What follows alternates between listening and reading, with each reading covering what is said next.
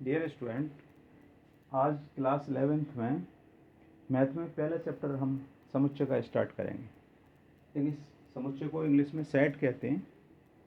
सबसे पहले सेट की डेफिनेशन क्या होती है ये समझेंगे। तो देखिए, समुच्चय क्या चीज़ होता है, तो वस्तुओं के सुपरिभाषित संग्रह को क्या कहते हैं, समुच्चय कहते हैं। तो देखिए, वस्तुओं के सुपरिभाषित का मतलब क्या है, उस जो भी चीज़ हम बता रहे हैं उसके बारे में रियल फिगर होनी चाहिए, तो हम क्या हुआ सेट होता है। जैसे हम बात करें एक एग्जांपल लेकर के, जैसे हम कहें 10 तक की प्राकृतिक संख्याओं का समुच्चय। तो 10 तक की प्राकृतिक संख्या होती है 1 2 3 4 5 6 7 8 9 10। तो ये क्या हो गया, एक समुच्चय हो गया। इसी तरह से समुच्चय को हम किससे रिप्रेजेंट करते हैं, मंझला कोष्ठक होता है।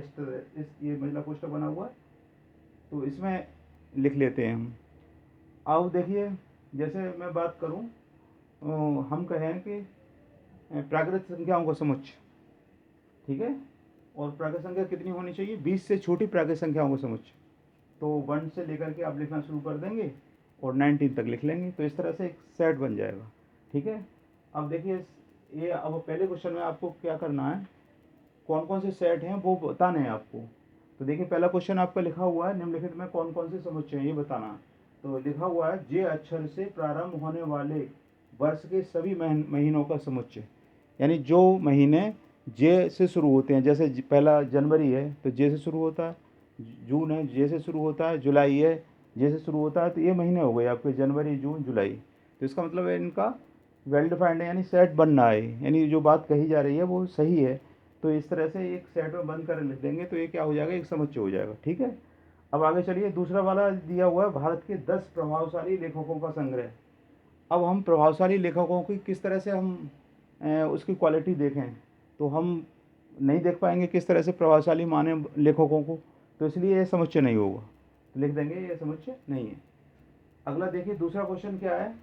दूसरे क्वेश्चन में आपको 2 साइन लगाने हैं, जो साइन ये लिखे हुए हैं देखो इस तरह से। तो पहले वाले साइन को क्या कहते हैं, बिलोंग, और दूसरे वाले साइन को कहते हैं डज नॉट बिलोंग। अब बिलोंग डज नॉट बिलोंग क्या होता है, देखिए बिलोंग डज नॉट बिलोंग का इस एग्जाम्पल से, ये दूसरे क्वेश्चन से समझ लेंगे हम। जैसे एक सेट दे रखा है 1 2 3 4 5। अब आपसे हम ये कह रहे हैं 5 और बीच बीच में खाली स्थान है लगा हुआ है और ए, तो 5 बिलोंग करता है ए को, 5 ए में है। बिलोंग का मतलब 5 ए में होना चाहिए, तो 5 ए में है देखो। तो इसका मतलब कौन सा साइन लगाएंगे आप, ये वाला ऊपर वाला। तो ये वाला साइन भर लेंगे इसमें, ये लगा दीजिए यहाँ पर बिलोंग वाला, ठीक है। बिलोंग वाला साइन लगाने के बाद में आपका ये हो जाएगा। अगर आपका बिलोंग नहीं करता है, बिलोंग नहीं करता आपका, जैसे ये दूसरा वाला लिखा हुआ है हमारा, यहाँ पर लगा देंगे बिलोंग का साइन आप, ये लग गया बिलोंग का साइन। अब दूसरा देखिए 8 लिखा हुआ है, 8 इसमें है ए में, 8 ए में नहीं है। तो इसका मतलब क्या होगा, डज नॉट बिलोंग लगाएंगे, यानी ये साइन लगा करके और काट देंगे इसको इस तरह से ये। तो क्या हो जाएगा, डज नॉट बिलोंग। इस तरह से बचे वो सारे क्वेश्चन कर लेने हैं हमें।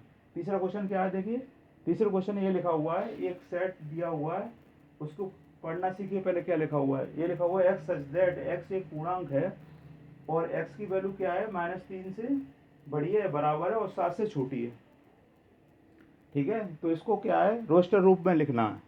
तो इसको रोस्टर रूप में लिख दीजिए, जैसे जो बात बताई है उसने उसी को लिख दें। तो -3 लिखना है पहले आपको, -3 लिख दो। फिर लिखेंगे आप कितना, -3 से बड़ी संख्या -2 हो जाएगी, फिर -1 हो जाएगी, फिर 0 हो जाएगी, फिर प्लस के 1 हो जाएगी, 2 हो जाएगी, 3 हो जाएगी और 4 हो जाएगी और 5 हो जाएगी और लास्ट 6 हो जाएगी, क्योंकि आपको 7 से छोटी लिखनी थी। बस बन गया सेट। इस तरह से तीसरा क्वेश्चन कर लेंगे।